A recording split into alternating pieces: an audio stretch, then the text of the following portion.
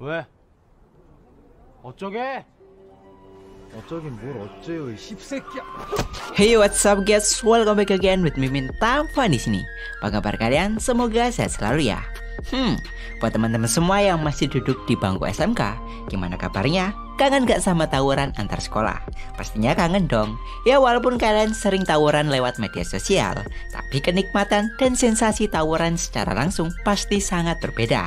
Nah, buat ngobatin rasa kangen kalian, baku hantam sama geng sekolah sebelah. Di kesempatan kali ini, ku akan mestorikan sebuah film Korea berjudul Gangster High yang dirilis tahun 2006 yang lalu. Dan sedikit referensi ya, kalau film ini akan menceritakan tentang sekumpulan anak-anak SMA yang membentuk sebuah kelompok sepak bola. Namun dengan seiringnya waktu, kelompok yang mereka bentuk itu justru menjadi sebuah geng yang sangat kuat. Penasaran? Oke lah, tanpa basa-basi lagi, langsung aja kita masuk ke alur ceritanya.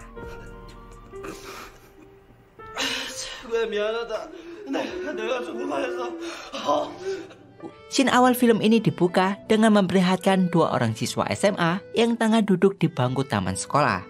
Mereka adalah Changbe dan Sangho. Lalu tak lama setelah itu, datanglah salah satu teman kelas mereka yang mengajak keduanya untuk bermain sepak bola dengan kelas sebelah. Dan berhubung keduanya sangat menyukai sepak bola, mereka pun langsung menyetujui ajakan tersebut. Hingga ketika di tengah permainan, Sangho yang saat itu menguasai bola, ia lalu mengumpan bola miliknya kepada Changbe, yang dari umpan silang ini berhasil Changbe manfaatkan untuk mencetak gol.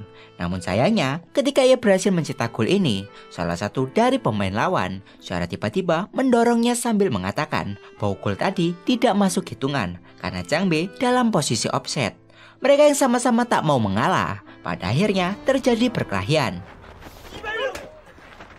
Anak-anak lain yang melihat mereka saling pukul tentunya berusaha untuk melarainya. Hingga tak lama kemudian datanglah seorang murid gembul bernama Hongyu. Yang mana si Hongyu ini adalah teman dari orang yang memukul Changbe.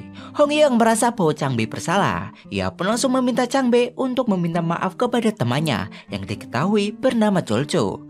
Namun berhubung Changbe merasa bahwa Cholcho lah yang memulai duluan, ia pun enggan untuk meminta maaf. Sementara Sangho yang melihat situasi semakin panas, ia pun lalu mengajak Changbe untuk segera pergi dari sana. Namun Hongyu yang masih tak terima, ia lalu menantang mereka untuk berduel. Sangho yang merasa bahwa tantangan itu tak bisa dihindari lagi, ia pun langsung menerima tantangan tersebut. Setelah menerimanya, mereka lalu pergi ke sebuah gedung dan membuat sebuah lingkaran, yang mana lingkaran itu adalah pembatas arena pertarungan mereka.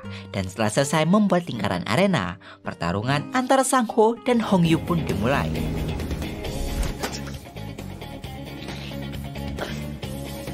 Terlihat di awal pertarungan, Hongyu bisa dengan mudah mencekik dan mendorong Sangho keluar arena. Namun ketika memasuki babak kedua, Sangho berhasil menyamakan kedudukan dengan melayangkan beberapa pukulan keras ke arah Hongyu.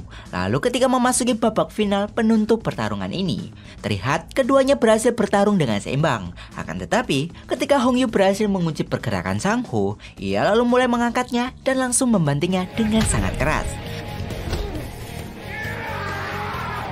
Sangho yang masih bisa bertarung, ia lalu berusaha untuk bangkit lagi. Tetapi ketika ia hendak berdiri, secara tiba-tiba datanglah seorang murid lain bernama Jaegu. Jaegu yang melihat pertarungan mereka dan menyadari bahwa mereka semua adalah teman-temannya. Ia pun menghentikan pertarungan ini karena rupanya Jaegu dan Hongyu adalah teman masa SD, sementara Sangho adalah temannya ketika SMP. Sehingga karena hal inilah ia lalu mengajak mereka untuk makan di sebuah warung. Selain itu, Jaegu juga meminta mereka untuk saling memaafkan satu sama lain, sehingga dari sini persahabatan antara mereka pun mulai terjalin. 그래, 보기 좋네. Setelah selesai makan, Jaegu bersama Sangho dan Changbe mereka lalu berniat untuk pulang ke rumah masing-masing.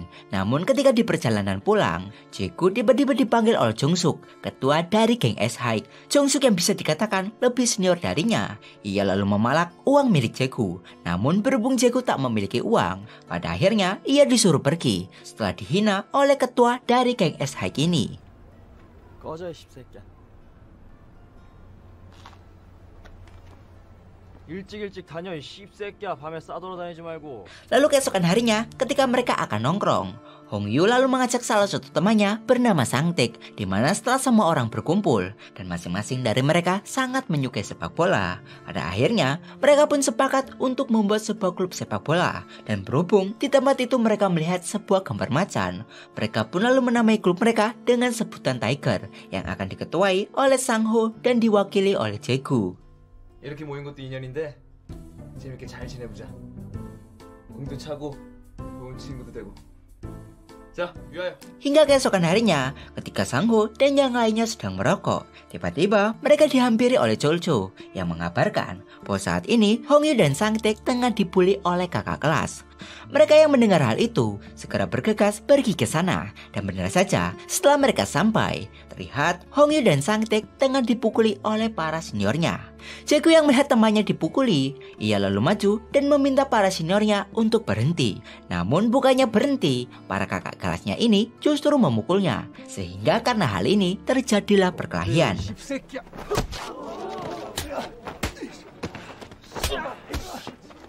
Sang-ho yang tak ingin teman-temannya berkelahi, ia lalu berinisiatif untuk memisahkan mereka. Namun sayangnya, ia justru dipukul oleh salah satu dari kakak kelasnya. Sehingga karena hal ini, ia langsung berbalik dan langsung menyerangnya.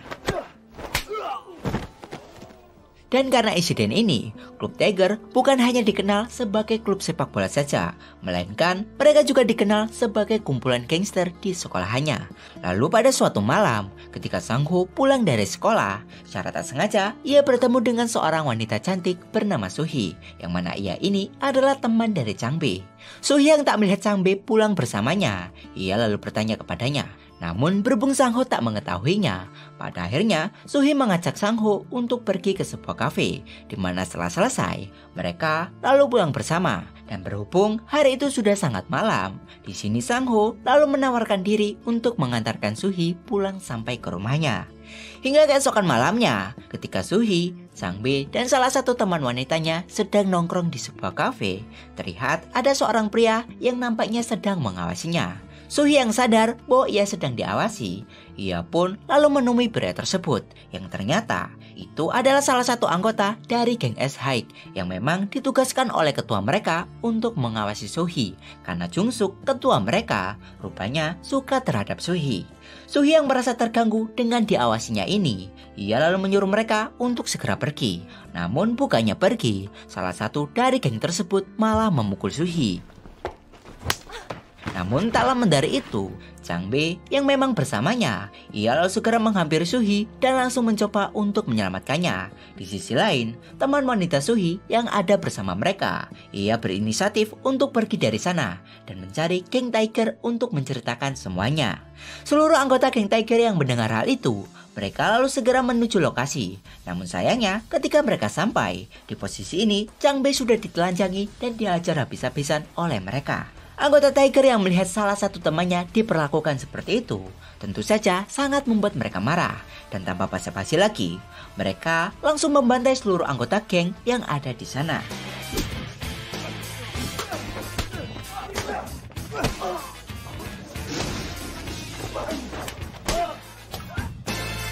Setelah geng Tiger selesai membabat habis mereka, tiba-tiba ada dua orang polisi yang melihat mereka. Dan di sini, sayangnya hanya Sangtaek dan Chol-cho yang berhasil kabur. Sementara yang lain, mereka lalu digiring ke kantor polisi.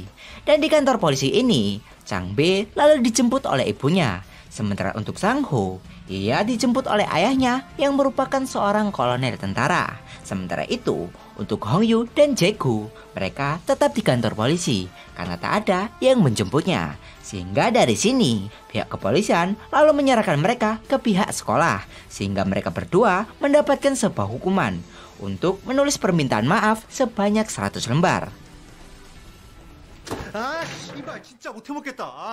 Jae-gu yang merasa hal ini tak ada gunanya, ia langsung melemparkan kertas yang diberikan oleh guru BK-nya. Tetapi sayangnya ketika ia melemparkan kertas itu, guru BK yang menghukum mereka malah masuk ke ruangan tersebut. Sehingga membuat guru BK-nya sangat emosi dan memukul kepala Jae-gu dengan sangat keras. Hongyu yang melihat hal itu, ia lalu mencoba untuk menenangkan gurunya. Namun guru tersebut justru menantang Hongyu untuk berkelahi. 해보자 이 새끼야. 야 덤벼봐. 어? 야 덤벼봐 이 새끼야. Hongyu yang terus-terusan dipukul oleh guru BK-nya ternyata telah membuatnya emosi, sehingga ia lalu membalas pukulan dari gurunya. Singkat cerita, tak lama setelah itu, sekolah mereka tiba-tiba didatangi oleh sebuah mobil ambulan.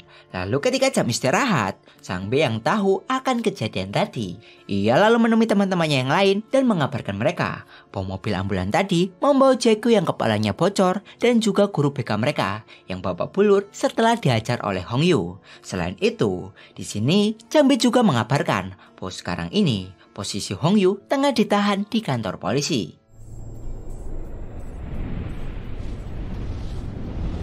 Di malam harinya, ketika Sang Ho sedang menenangkan diri setelah mendengar kejadian tadi, tiba-tiba ia dihampiri oleh Sohee, yang mana si Sohee ini berniat meminta maaf atas kejadian tempo hari yang menyebabkan mereka harus ditahan di kantor polisi. Dan sebagai permintaan maaf, Sohee lalu mengajak Sang Ho untuk pergi ke sebuah kafe. Namun sebelum itu, Sang Ho yang khawatir dengan keadaan Jaeku, ia terlebih dahulu menemuinya yang sekarang berada di game center. Selain itu, di sini Sang Ho juga menanyakan tentang keberadaan Hongyu kepadanya. Namun berhubung perasaan Jaeku saat itu sedang kesal, pada akhirnya ia langsung pergi meninggalkan Sang Ho sendirian.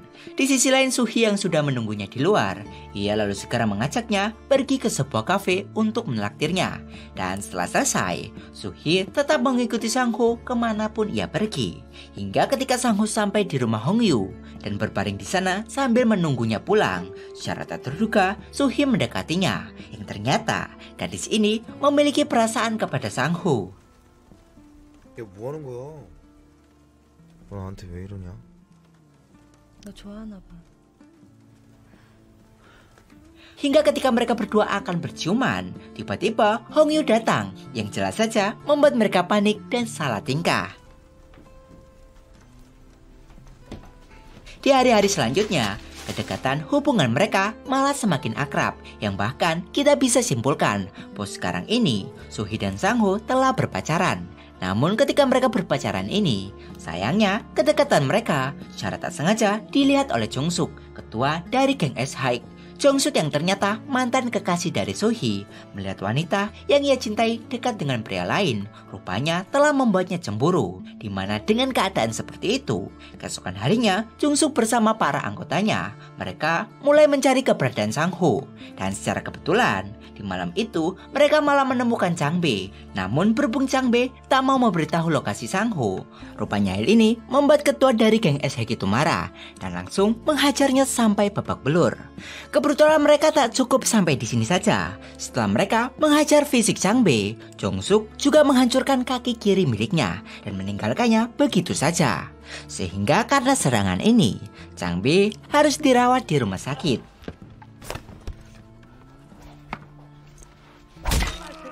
Hari itu Sang Ho yang mengunjungi Chang B di rumah sakit. Ia lalu diminta oleh Chang B untuk merahasiakan kejadian ini dari ibunya. Selain itu, ia juga meminta untuk mengatakan kepada ibunya bahwa insiden yang ia alami ini adalah sebuah kecelakaan. Setelah Sang Ho mengunjungi rumah sakit, ia lalu pergi ke tempat biasa geng mereka berkumpul. Namun setelah sampai, ia hanya melihat Jaeku seorang, sementara teman-temannya yang lain. Ternyata saat ini mereka sedang dicegat oleh geng S-Hike, di mana Jong-suk rupanya ia masih belum menyerah untuk mencari Sang Ho. Hongyu yang sadar bahwa mereka kalah jumlah, sekuat tenaga ia mencoba menahan teman-temannya agar tak memulai pertarungan, karena jika mereka melawan, hasilnya akan sama seperti yang menimpa Chang B. Anggota geng Tiger yang merasa bahwa tindakan dari geng S-Hike sudah melampaui batas, Jaeku lalu menyarankan untuk menyerang mereka. Namun di sini Sang Ho meminta mereka untuk bersabar sambil memikirkan rencana penyerangan. Jaeku yang mendengar Sang Ho berbicara seperti itu ternyata agak membuatnya kesal, karena menurutnya jika mereka tak melawannya sekarang, maka teman-teman mereka yang lain akan terus diganggu oleh geng S-Hike. 그래. 네가 회장이니까 결정해. 씨발 근데 결정 좀 빨리 해줬으면 좋겠다. Di sisi lain, Jong-suk yang saat ini menemui Sohee, ia meminta kepada gadis itu untuk balikan lagi. Namun berhubung Sohee tak memiliki perasaan lagi, ia pun menolaknya. Sehingga dari penolakan ini, membuat Jong-suk sangat marah dan mengancamnya jika Sohee berani menolaknya, maka ia dan teman-temannya yang lain tak segan untuk mengeroyok Sang-ho. Sohee yang mendengar ancaman itu dan tak mau Sang-ho terluka. Dengan terpaksa, ia pun mau menerima ajakan balikan dari Jong-suk. Hingga pada suatu malam, Jae-gu yang saat itu sedang bermain game, tiba-tiba dihampiri oleh 3 orang anak buah dari Jong-suk, yang mana ketiga murid itu berniat untuk mencari gara-gara dengannya. Jae-gu yang kesal, ia mengajak mereka untuk keluar dan menantang duel 1 lawan 1. Lalu setelah mereka sampai di sebuah gang sempit, Jae-gu dan salah satu dari mereka mulai bertarung 1 lawan 1. 1대1로 이 씹새끼야.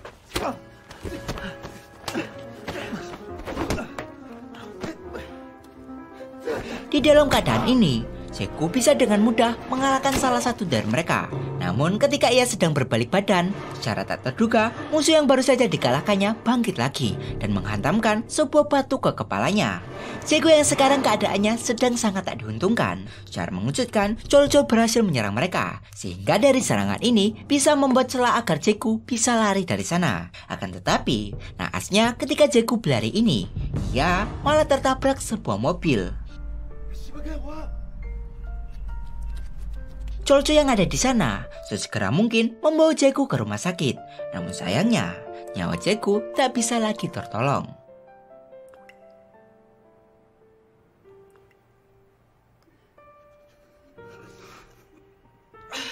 왜 미안하다.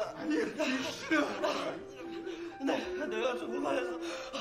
Anggota geng Tiger yang lain, terutama Sang-ho, ketua mereka, melihat temannya sudah tergeletak di kamar mayat, tentunya merasa tak terima atas meninggalnya sahabat mereka ini.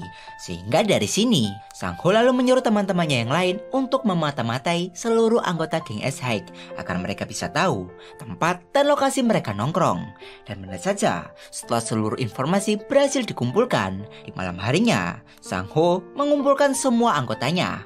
Karena malam ini, ia berniat untuk menyerang mereka. Lalu tak lama setelah membicarakan hal itu, datanglah Santaek dan Chol-chol, yang mana mereka ini sudah menyiapkan beberapa pemukul besi.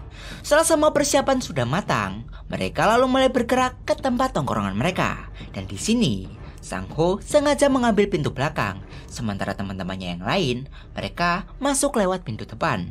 Setelah berhasil masuk, mereka lalu mengunci pintu depan dan juga belakang, sebagai pertanda bahwa ini adalah perang hidup dan mati. Lalu setelah mengeluarkan senjata mereka, perang besar pun terjadi di gedung tersebut. 꺼져 이 씹새끼야. 국가 이 씨발놈아.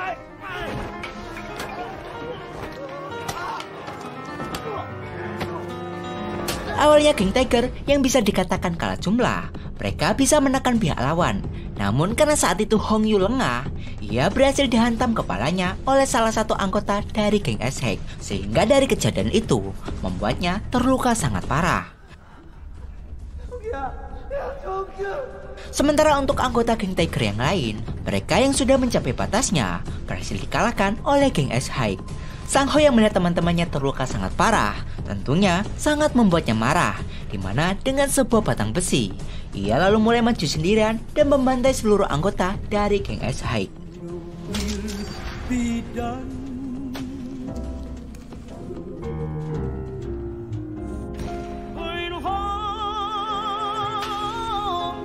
Sang-ho yang berhasil membunuh Jong-suk, ketua mereka, ia lalu menyeret tubuhnya dan menghancurkan kaki miliknya, sama seperti yang Jong-suk lakukan kepada temannya.